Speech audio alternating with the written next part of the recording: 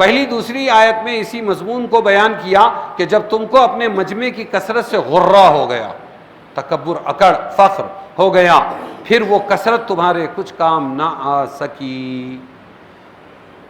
ہاں، اور زمین باوجود فراخی کے تم سب پر تنگ ہو گئی، پھر تم پیٹھ دے کر بھاگ کھڑے ہوئے، پھر اللہ تعالیٰ نے اپنی تسلی نازل فرمائی اپنے رسول پر، مسلمانوں پر، اور ایسے لشکر فرشتوں کے نازل کر دیے جن کو تم نے نہیں دیکھا، ان کافروں کو تمہارے ہاتھ سے سزا دلوا دی۔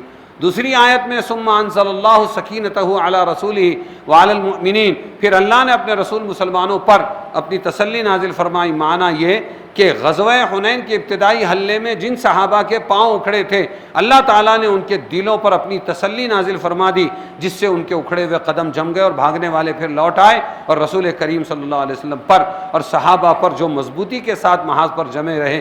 تسلی نازل فرمانے کا مطلب یہ ہے ان کو اپنی فتح قریب نظر آنے لگی۔ وہ تو 313 تھے نا، بدر میں کتنے تھے؟ اور احد میں بھی کم تھے۔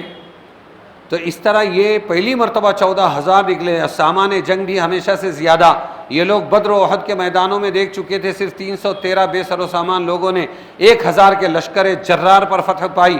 تو آج اپنی کثرت اور تیاری پر نظر کر کے حاکم اور بزار کی روایت کے مطابق ان میں سے بعض کی زبان سے نکلا، کیا ایسے کلمات نکل گئے، آج تو یہ ممکن ہی نہیں کہ ہم کسی سے مغلوب ہو جائیں، آج تو مقابلے کی دیر ہے، دشمن فوراً بھاگ جائے گا۔ بڑ بول نکلے، کیا نکلے منہ سے؟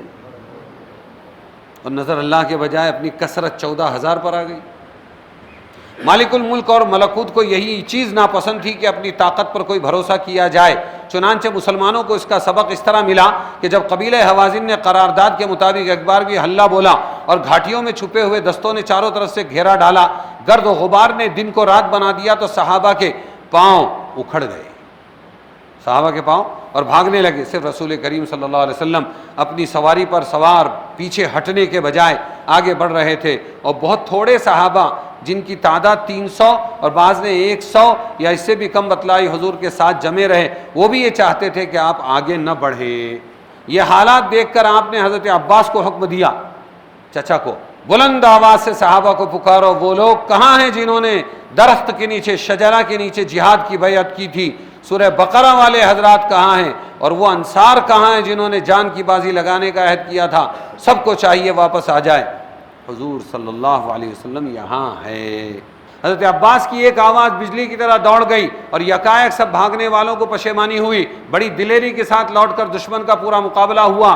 اسی حالت میں اللہ تعالیٰ نے فرشتوں کی مدد بھیجی، 70 ان کے مارے گئے، ان کا سب مال مسلمانوں کے قبضے میں آیا، 6,000 جنگی قیدی، 24,000 اونٹ، 40,000 بکریاں، 4,000 اوقیہ چاندی ہاتھ آئی۔ پھر سوال یہ ہے کہ اللہ تعالیٰ ہی نے ان کے دلوں پر سکون نازل کر کے آخر ان کو کامیابی دی، تو پہلے قدم کیوں اکھڑوائے؟ یہ بتلانے کے لیے کہ ہمیشہ نظر اللہ پر ہونی چاہیے، کبھی بھی نظر اپنی طاقت، اپنی مہارت، اپنی کثرت پر نہیں ہونی چاہیے۔ یہ ایمان، اللہ کے ایمان کی غیرت اتنی زبردست ہے کہ اگر نظر اللہ سے ہٹے تو خاتم الانبیاء کی موجودگی بھی کام نہیں آئے گی۔